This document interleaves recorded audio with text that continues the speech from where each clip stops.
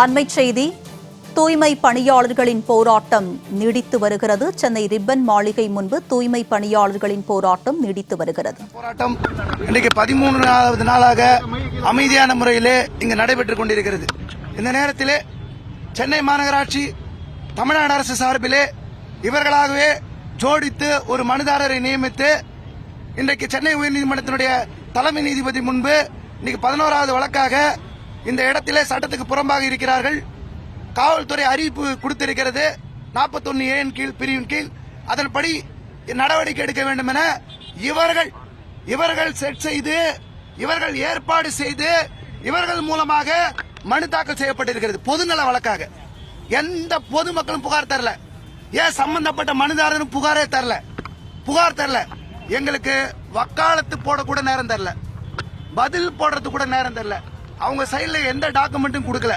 இதெல்லாம் கொடுக்காமலே இன்றைக்கு சட்டப்படி தான் நீங்க போராட முடியும், சட்டத்துக்கு உட்பட்டு போராட முடியலன்னா நீங்க 41A கீழே நடவடிக்கை எடுங்கன்னு சொல்லியிருக்காங்க. அப்போ அரசாங்க தரப்புல ஆஜரான வழக்கறிஞர் எங்கள் மீது ரொம்ப அக்கறை இருப்பது போல, ஐயா அவங்களாம் ரொம்ப வீக்கர் செக்ஷனு, அவங்களா கலைஞ்சு போயிட சொல்லி நீங்களே வேண்டுகோள் வைங்க, அதை நீங்களே சொல்லிக்கோங்கன்னு சொன்னார்.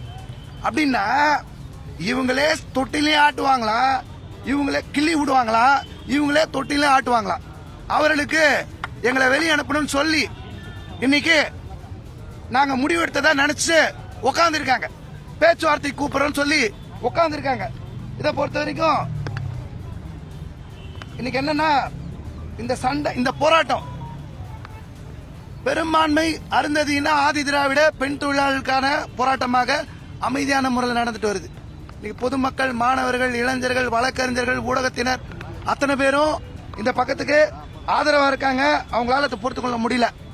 நாங்க எங்களை கைது பண்ணா கைது செய்யறதுக்கு நீங்க முடிஞ்சா கைது பண்ணுங்க, இப்பயும் சொல்றோம், கைது பண்ணுங்க.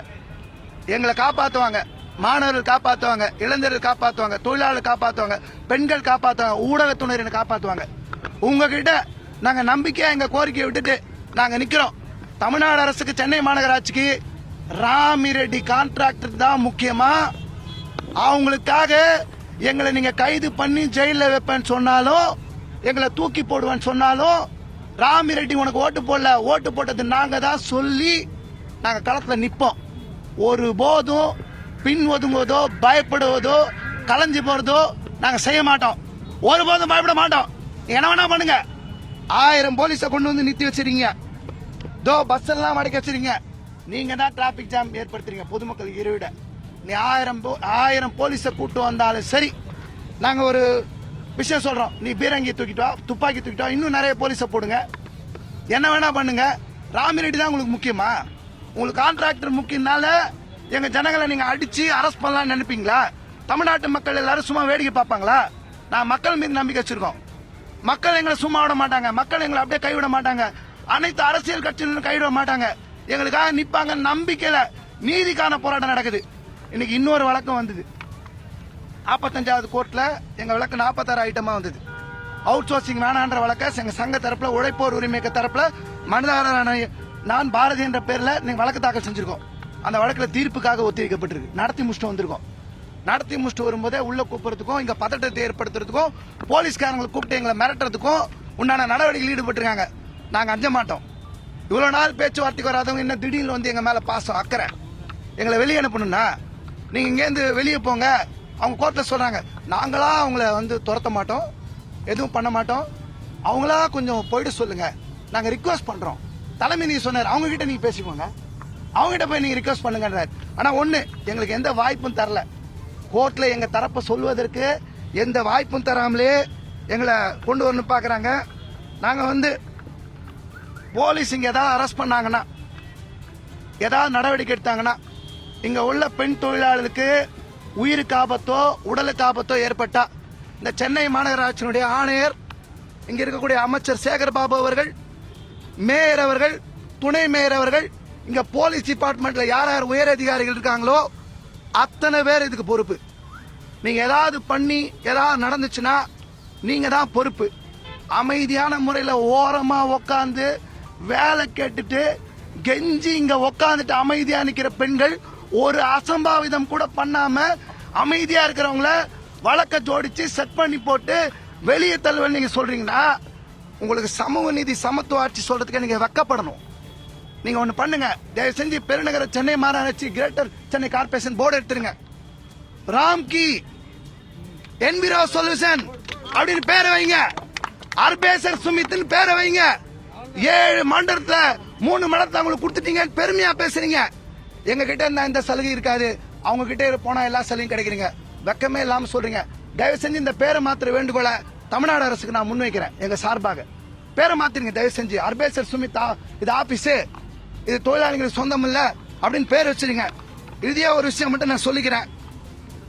தமிழ்நாடு முதல்வருடைய தந்தை மாண்புமிகு முன்னாள் முதல்வர்கள் அவர் பராசக்தியில ஒரு வசனம் எழுதியிருக்காரு. மடி நிறைய பணமும் மனம் நிறைய இருளும் உள்ளவர்களால் எளிய மக்கள் ஓடினான் ஓடினான் வாழ்க்கையின் எல்லைக்கே ஓடினான் அப்படின்னு சொல்லுவாங்க கோர்ட்ல நின்னுகிட்டு. அதுதான் எங்க நிலைமை. எங்க வாழ்க்கையோட எல்லைக்கே நீங்க ஓட வைக்கணும்னு நினைக்கிறீங்க. ராமி ரெட்டிக்காக ராம்கிக்காக ஒருபோதும் நாங்க விட்டு கொடுக்க மாட்டோம். ஆகஸ்ட் 15 சுதந்திர தினம், அதுக்குள்ள எங்களை தூக்கணும்னு பாக்குறீங்க. நாங்க ஆகஸ்ட் சுதந்திர தினத்துல விடுதலைக்காக போராடிய, விடுதலைக்காக களம் நின்ற பகத்சிங் வழியில, சாதி எதிர்ப்பாக களம் நின்ற புரட்சியாளர் அம்பேத்கர் வழியில நாங்க களம் காண்போம். நாங்க தொடர்ந்து போராடுவோம். சுதந்திரம் என்பது பிறப்புரிமை என்ற சொல்லத்துல நாங்க வேலைக்கான, விடுதலைக்கான, சாதி ஒழிப்புக்கான, இந்த ஆதிக்க உணர்வுக்கு எதிரான அருந்ததி ஆதி திராவிட மக்களுக்கான சுதந்திரத்தை நோக்கி நாங்கள் சுதந்திரம் வேண்டும், வேலைக்கான சுதந்திரம் வேண்டும் என்று முழங்குவோம். தொடர்ந்து நாங்கள் போராடுவோம். எங்கள் போராட்டத்தை ஒருபோதும் அரசு ஒடுக்க முடியாது. தொடர்ந்து களங்காண்போம் என்பதை தெரிவித்துக் கொள்கிறேன். இப்ப பேச்சுவார்த்தைக்கு போவீங்களா? எப்படி காத்துக்கிட்டு இருக்காங்க சார்? என்ன சொல்றாங்கன்றதுக்கு போயிருக்காங்க, என் கமிட்டி போயிருக்காங்க. அதனாலே போராட்டம் நின்றுலாம் இல்ல, அவங்க என்ன சொல்றாங்கிறதுக்காக போயிருக்காங்க. பேச்சுவார்த்தை என்ன இருக்கு? பேச்சுவார்த்தை எங்களுக்கு சாதகமா சொன்னாங்கன்னா, ராமி ரெட்டிக்கு சாதகமா இல்லாம தொழிலாளி சாதகமா இருக்குன்னு சொன்னாங்கன்னா நாங்க நல்ல முறையில் முடிவெடுப்போம். இன்னொன்னு சொல்றோம், முதல்வர் பேசணும். நீங்க நேத்து இங்க பக்கத்துல இருக்கக்கூடிய பாரிஸ்க்கு வந்திருக்கீங்க. நான் பாதி கம்யூனிஸ்ட் சொல்லிருக்கீங்க, அதனாலதான் என் பேர் ஸ்டாலின் சொல்லிருக்கீங்க. எங்களுக்கு நட்பு விமர்சனத்தையும் மற்ற விமர்சனத்தையும் வித்தியாசம் தெரிய காண முடியும் சொல்றீங்க. கம்யூனிஸ்ட் நீங்க சொல்லிக்கிறீங்க, இடதுசாரின்னு சொல்லிக்கிறீங்க. இடதுசாரி என்னைக்குமே முதலாளிகள் கார்பரேட் பக்கம் நின்னதில்ல, தொழிலாளிகள் உழைக்கும் மக்கள் பக்கம் தான் நிற்பாங்க. நீங்க நிஜமாவே நீங்க கம்யூனிஸ்ட் சொல்றீங்கன்னா, இடதுசாரி சொல்றீங்கன்னா பேச்சுவார்த்தைக்கு வாங்க, எங்களை கூப்பிட்டு பேசுங்க, குறைய தீர்த்து வைங்க. நீங்க எங்களுக்கு 31/7/2025 இருக்கக்கூடிய எங்க தொழிலாளர்களுக்கு வேலையை கொடுங்க. நாங்க உடனே வேலைக்கு போக ரெடியா இருக்கோம். முதல்வர்கள் எங்களுடைய கோரிக்கையை பரிசீலனை பண்ணோம். வேண்டும் என்றே வலிச்சு திணிச்சு நாங்க போராடணும்னு நினைக்கல. தமிழ்நாடு அரசுக்காக நாங்க வேணுண்டே போராட்டம் ஏத்து நடத்தணும்னு நினைக்கல. வேற வழி இல்லாம வீதிக்கு தூக்கி போட்டீங்க, வேலையை விட்டு தூக்கி போட்டீங்க. இப்ப கார்பரேஷன் வெளியே நாங்க இருக்கிறது அசிங்கம் அழுக்குன்னு சொல்லி இங்க இருந்து தூக்கி போடணும்னு பாக்குறீங்க. நாங்க தொடர்ந்து நிப்போம். நீ அழுக்கு அசிங்கன்னா உன் தலையில தான் அழுக்கு அசிங்கம் இருக்கு. அந்த அழுக்க, அந்த குப்பைய, தலையில இருக்கிற குப்பைய அகற்றும் வரைக்கும் எங்கள் போராட்டம் தொடரும். சார், நீங்க டெல்லியில விவசாயிகள் போராட்டம் 1 வருஷத்துக்கு மேல நடந்தது. நூற்றுக்கணக்கான வழக்குகள் போடப்பட்டது. இந்தியா முழுக்க ஷாஹின்பாக் போராட்டம் நடந்தது. மக்கள் தேர்ந்தெடுத்த இடங்களில் போராட்டம் நடத்தினார்கள். நாங்க முதல்ல போக்குவரத்துக்கு இடையூறா போராட்டம் பண்றோமான்னு ஃபர்ஸ்ட் பார்ப்போம். நீதிமன்ற நடவடிக்கை ஒரு பக்கம் இருக்கட்டும், மக்கள் மன்றம் ஒண்ணு இருக்கு, அதான் எல்லாத்தோட பெருசு. சென்னை மாநகராட்சியா இருக்கட்டும், தமிழ்நாடு அரசா இருக்கட்டும், நீதிமன்றம் மக்களுக்காகத்தான் எல்லாம். உச்ச நீதிமன்றம் ஒண்ணு இருக்கு, நாங்க மேல்முறையீடு செய்வோம். நீதினு ஒண்ணு இருக்கு, நீதிபதி வித்தியாசப்படும், வேறுபடும். நாங்க நீதிக்கான போராட்டத்தை நடத்துறோம். மனிதர்களுடைய தீர்ப்பு வேறுபடலாம், எங்க போராட்டம் நிற்கும்.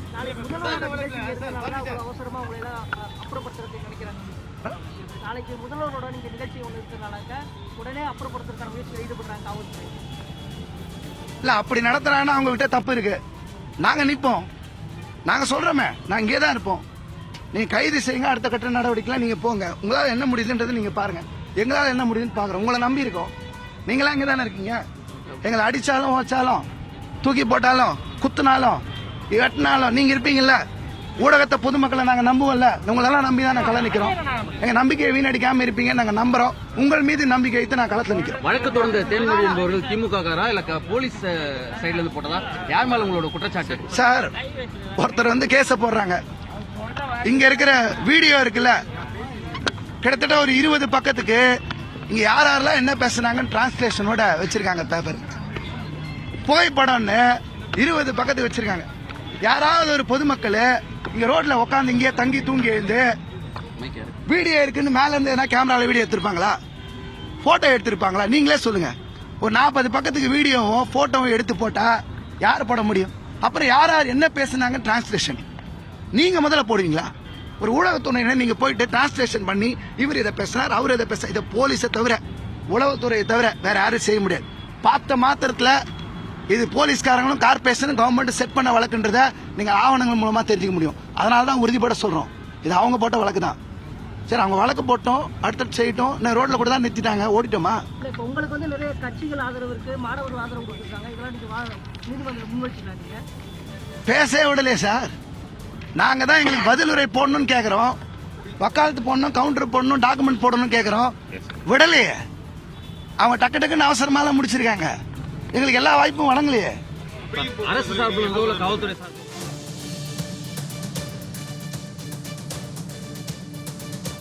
தூய்மை பணியாளர்களின் போராட்டம் தொடர்ந்து வருகிறது. இதனை நாம் அண்மைச் செய்தியாக பார்த்து வருகிறோம்.